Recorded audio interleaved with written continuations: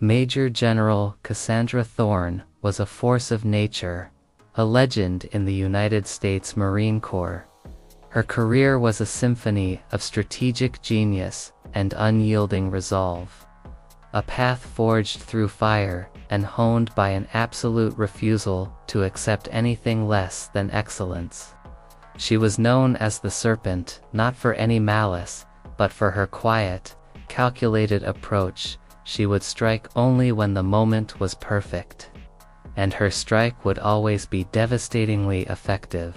She had transformed flailing battalions, salvaged doomed operations, and was now tasked with a mission many considered impossible: to reform Naval Station Newport News, a sprawling joint service base that had become a bastion of bureaucratic lethargy and terminal decay. For years, Newport News had been a poster child for military inefficiency. It was a place where careers went to die, a logistical black hole where critical equipment vanished, and a hub of complacency that festered from the top down. The current commander, an admiral more interested in his retirement portfolio than his command, had allowed the base to become a dumping ground for the Corps' and Navy's cast-offs. The official reports on Thorne's desk were a grim litany of security breaches, fiscal mismanagement, and a staggering collapse of morale. The base, meant to be a vital artery in the nation's naval power, had become a clogged, rotting vein. Thorne, in her typical fashion, disdained the pomp and circumstance of a formal arrival. She believed true authority was earned through action, not ceremony. She flew commercial, rented a nondescript Ford sedan, and drove the final leg of her journey herself. Her uniform was tucked away in her luggage. Instead, she wore a simple pair of jeans, a dark blue hoodie, and a worn leather jacket. A pair of Ray-Bans shielded her eyes, and her hair was tied back in a messy bun.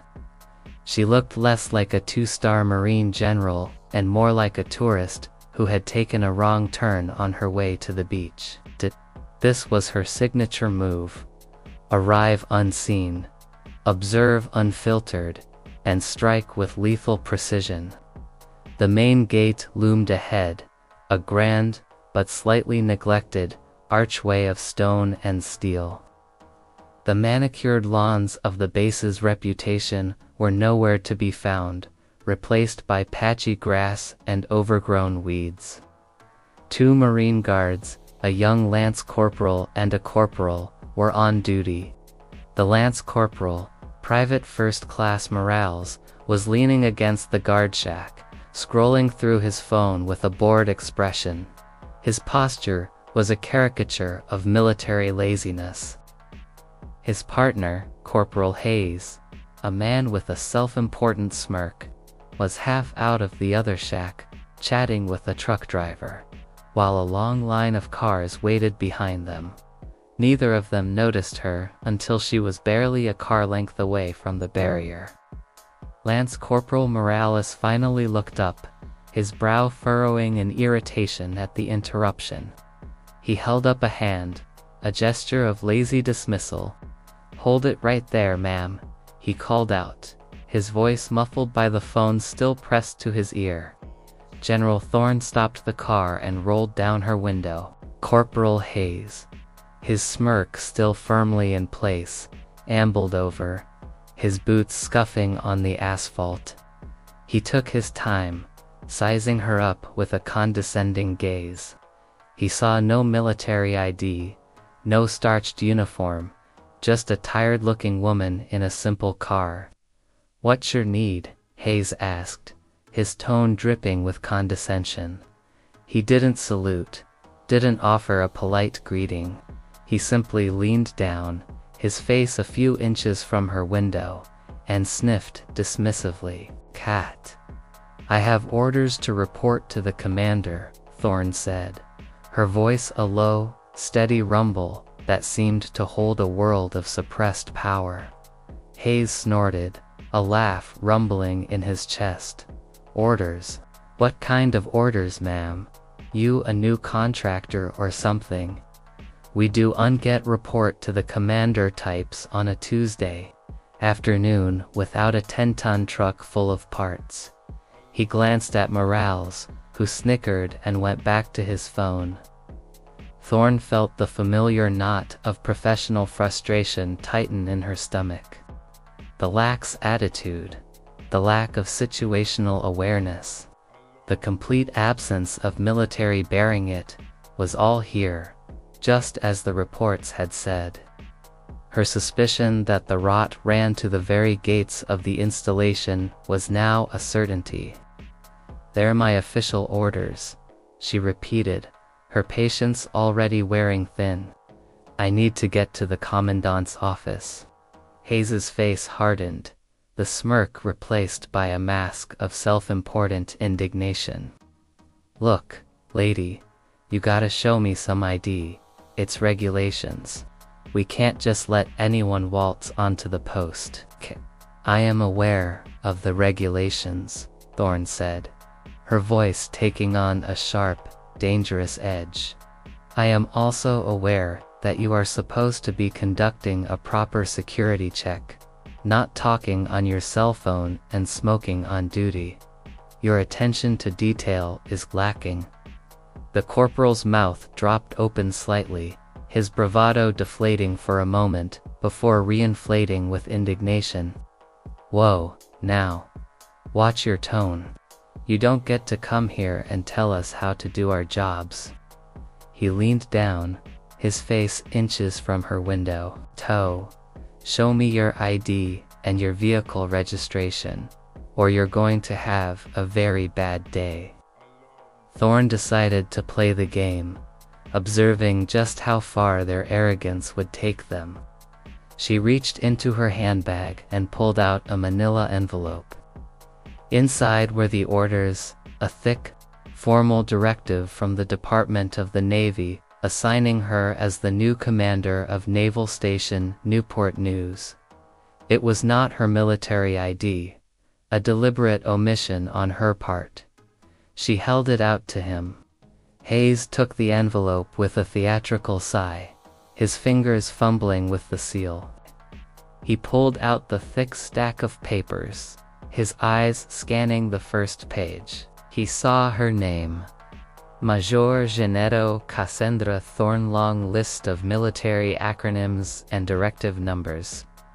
He blinked, a look of utter confusion on his face. "What is this?" he asked, holding the papers as if they were a foreign object. "This ain't no ID, and who the heck is Cassandra Thorne?" He was so lost in his own arrogance that the 2 stars, the rank listed in bold type, completely escaped his notice. To him, this was a woman, not an officer, and certainly not a general. "Cat. That would be me," she said, a small, humorless smile touching her lips. Morales, having been roused by the sound of Hayes's increasingly agitated voice, finally came over. "What's the holdup, Hayes? Just tell her to come back on Monday. This lady's got some kind of fake papers," Hayes said, waving the orders around. "Says she's a general or something. Can you believe that?" Morales, a smug grin on his face, took the papers. He scanned them, his eyes wide. He saw the same information, and like Hayes, his brain failed to process the reality of the situation. Esau, a civilian, not an officer. He saw a threat, not an authority figure. "This is hilarious," Morales said, handing the papers back to Hayes. "A general, in a rental car, and she's not even in uniform.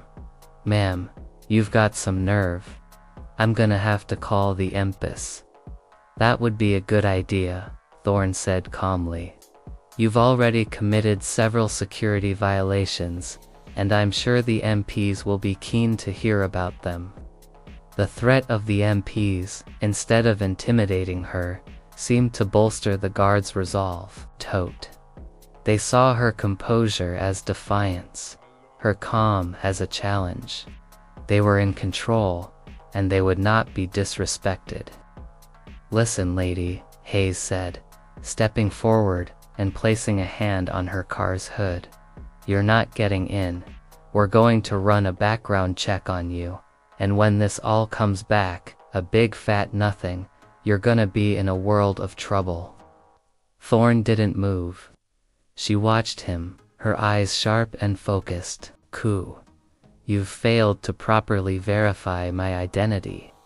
You've failed to follow standard operating procedure for a vehicle stop. You've introduced a physical barrier to my movement.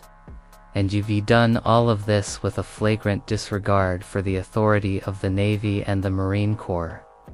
I am the authority here."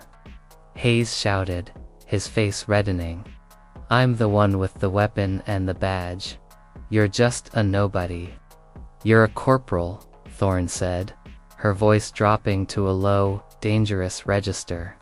"And you've just made a very serious mistake." Just then, a battered pickup truck pulled up behind Thorne's car, the driver honking impatiently. This added to the chaos and heightened the guards' agitation. They were losing control of the situation, and they knew it. Hayes, seeing the growing line of cars, panicked. He slammed his hand on the hood of Thorne's car again, a loud thud that echoed in the quiet afternoon. "Get out of the car, ma'am, now. We're detaining you." Thorne remained still, her hand still on the steering wheel. This was the moment she had been waiting for. She had seen their operational deficiencies, their lack of discipline, their arrogant disregard for protocol. Now, she was seeing their complete failure under pressure. This was the raw, unvarnished truth of Newport News, and it was even worse than the reports had suggested. "This is General Thorne." A voice boomed from a loudspeaker on one of the guard shacks. It was the gate sergeant, a grizzled old staff sergeant, who had been watching the whole spectacle unfold from his office. He had been on the phone with the duty officer, trying to figure out what was going on. A quick search of the official roster had revealed the new commander's name. A quick cross-reference of the name and the rank. A rank he had never seen at Naval Station Newport News, sent a cold wave of dread through him. Hayes and Morales froze, their bravado evaporating in an instant. "Gert."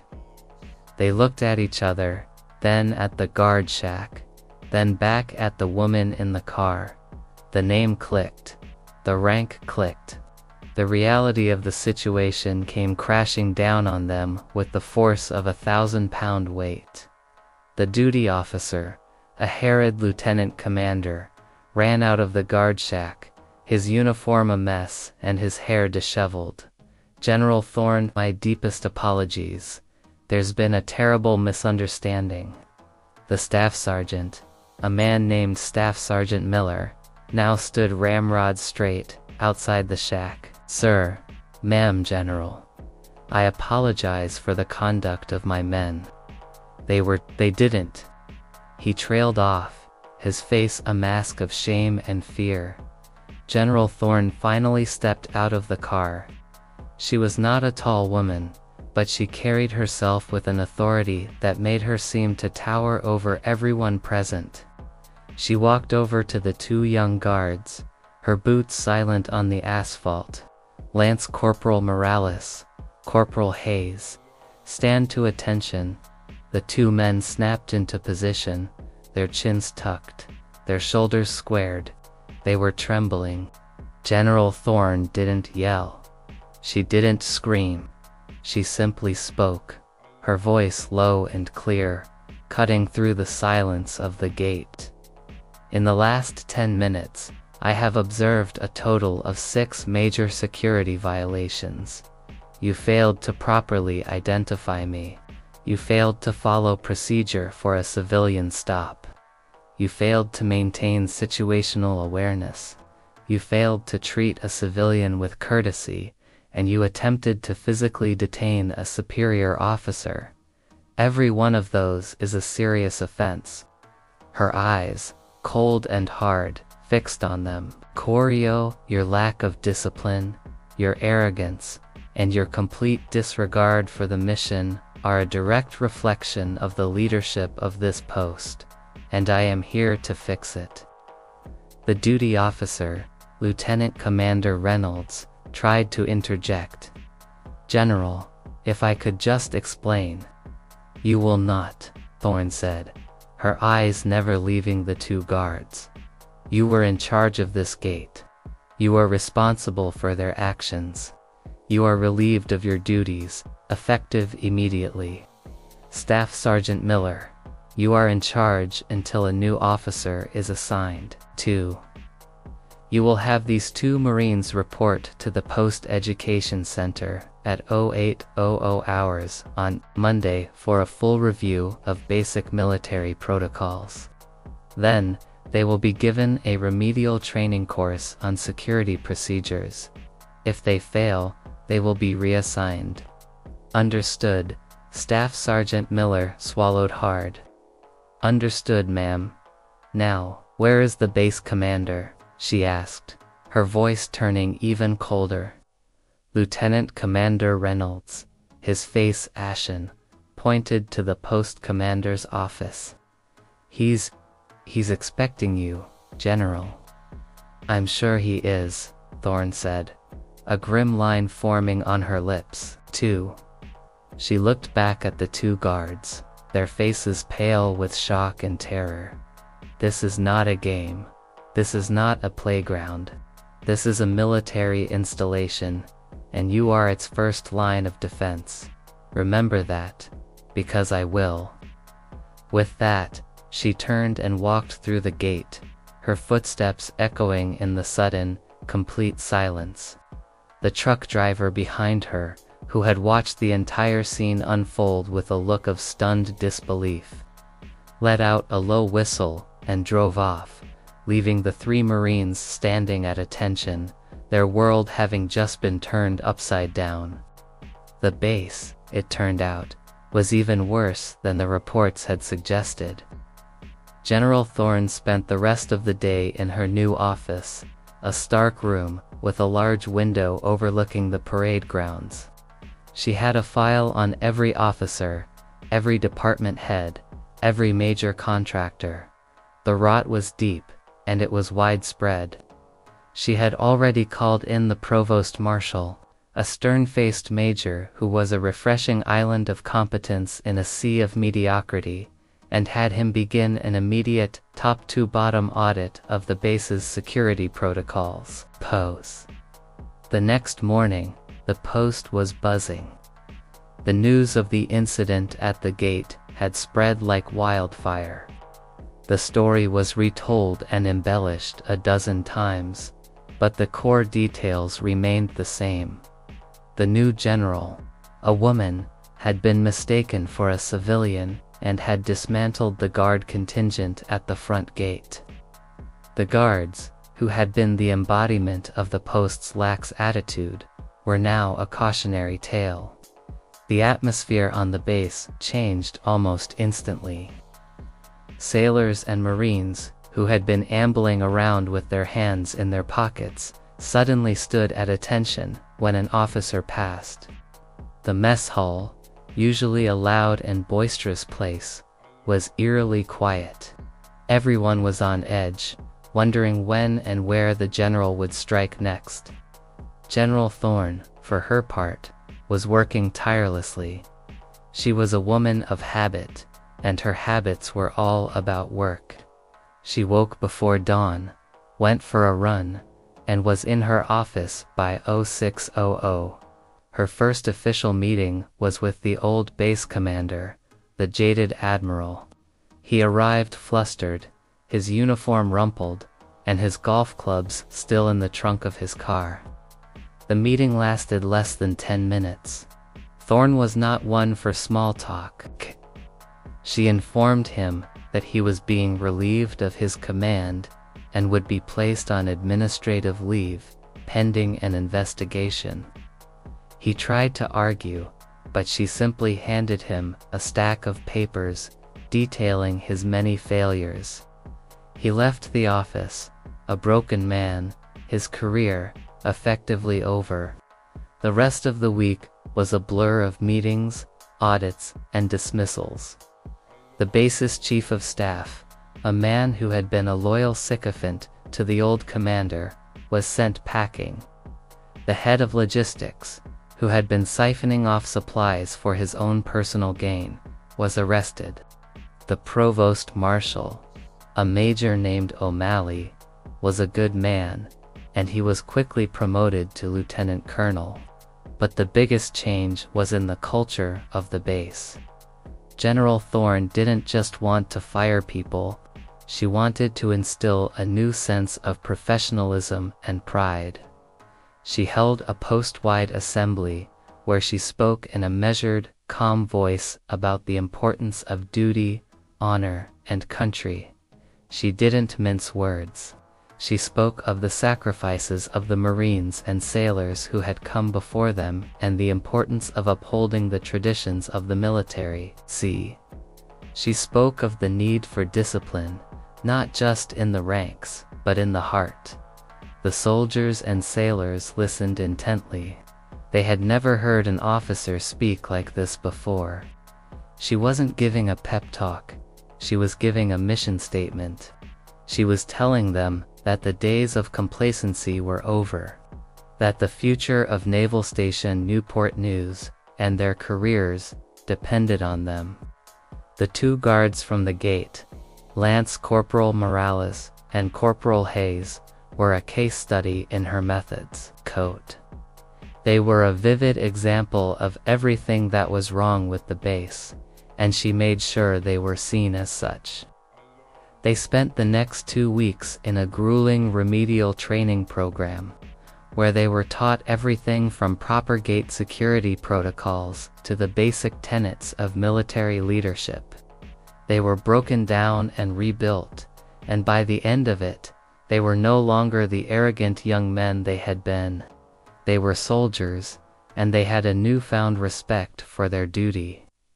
In a strange way, General Thorne's arrival at Newport News had been a blessing. She was a storm, a force of nature that had swept through the post, clearing out the cobwebs and the rot.